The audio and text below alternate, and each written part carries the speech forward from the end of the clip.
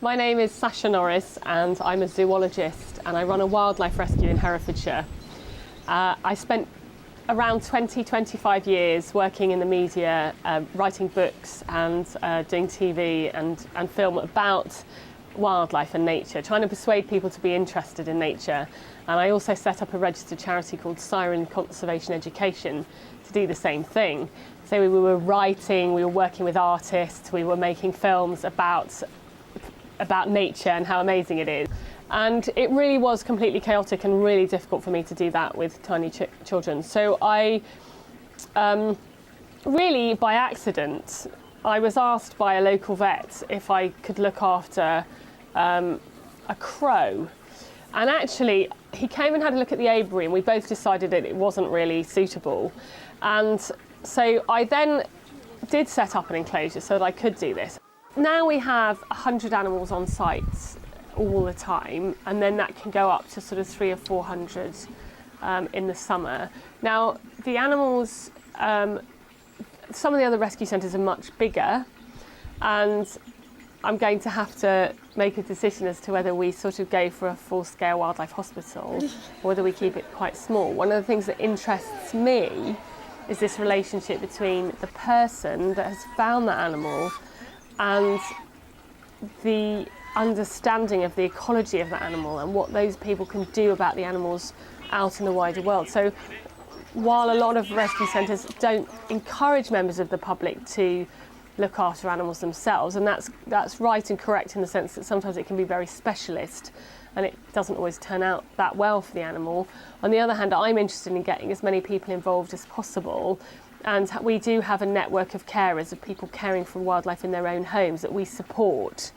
In terms of veterinary treatment for the animals, I've been really lucky in that one of the local vets, Homer, have done most of my operations for free, and they've also given me medicines and rehydration fluids for hedgehogs. And they were the vet that initially asked me to look after an animal anyway, and it's kind of spiraled from there. And John Bell, who works there in particular, had an interest in birds, and so it was kind of a mutual thing, and it's sort of grown.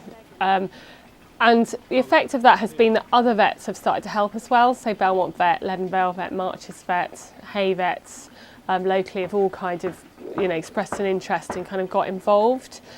And it's really interesting, the relationship with vets, because people think that vets, they can drop off a wild animal at a vet and they'll kind of get free treatment. And I used to think that as well, and I used to think, it's outrageous, they don't help. But actually, when you spend some time inside veterinary surgeries, you realise that they really don't have the capacity to expand and be wildlife rescue centres. If they did, they divert all their if they take on too much wildlife, they would have to change their remit. We're really happy to work with any vets that want to work with us, and the more help we can get, the better. But I now understand why vets don't just take in endless amounts of wildlife, because they do what we're doing. And this is a charitable activity, and their businesses, and it's different. We don't want to breed animals here, that's not what we do at all. But we do like the animals to be happy, and we will allow them to breed occasionally in order to allow them to show their natural behaviours, which is very important. It's one of the important things about if you keep animals in captivity. Can they live a life that in some way resembles something of how they would live in the wild, and they're allowed to do their natural behaviours, and so that's important, that they have companionship. An average day. It's almost a joke, really, an average day. But there are definitely jobs that are done over and over again and are the kind of bread and butter, if you like, the nuts and bolts of this work. So cleaning out all of the cages is a massive thing. So keeping the animals clean, because animals in the wild are fastidiously clean.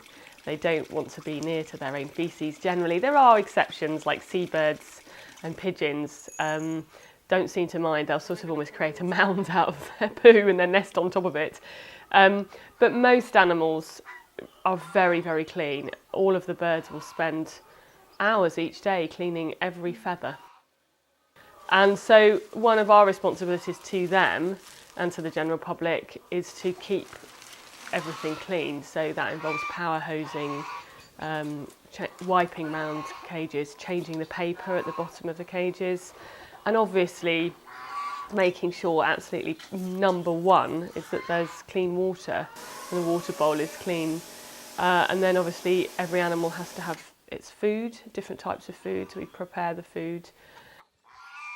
So having spent my entire career, sort of 20, 25 years, trying to persuade people to be interested in nature, and then suddenly to have this hook into people. So when they have the live animal there in the hand, it's that they find it completely sort of enthralling in a way that me standing up and spouting on about the importance of trees or bushes or organic food just isn't that interesting compared to when you're standing there with an owl on your arm. Suddenly things come alive. Children are listening to every word you say and are enraptured by the animal. So you're kind of using those animals as a hook in.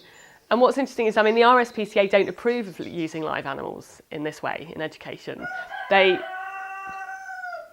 say that you can use skins or stuffed animals and it's just as effective. But I know they're wrong. There's no way it's just as effective.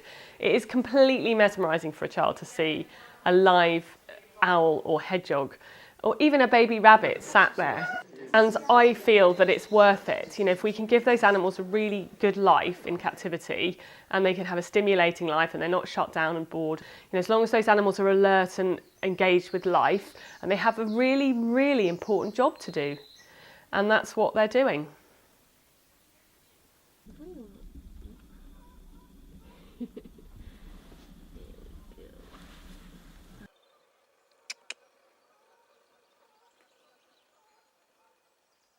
You put me. Oh. All right. Oh. But animals have always been completely fascinating to me, how they behave, what they do, and this kind of just feeds that fascination. We're hemorrhaging wildlife actually. That's the expression I use now, and I know it's not a very nice word to use, but it's true. Every other mammal on Earth is a fraction of the amount of people there are, and that means we've got a huge responsibility, each and every one of us. And that's what I say to people. It doesn't mean people are unimportant or people aren't beautiful and fascinating and brilliant. We are amazing. We have a problem, we solve it, and we solve it to the nth degree. We're brilliant. If something's eating our crops, we find something that will kill that insect that's eating our crops. If we want to fly across the globe up in the atmosphere, we learn how to do that. We are brilliant. But the problem comes when that brilliance causes problems for other species and the rest of the biota, the living beings that evolved for millions and millions of years alongside us, billions of years. And really, the work I'm doing and the education work is about taking care of the rest of the living creatures. Because after all, when everybody on Earth has got a fridge and everyone on Earth can feed their children and everyone has access to medical care, we're still going to want to look at the beauty of nature. We're not going to want to live on a planet where there are only pigeons and rats. However nice pigeons and rats are, and we don't discriminate, but we're not going to want to live on a planet where there's only a few species. We're going to want to see the beauty and diversity of nature in the future when things have stabilised and people's well-being has been taken care of. So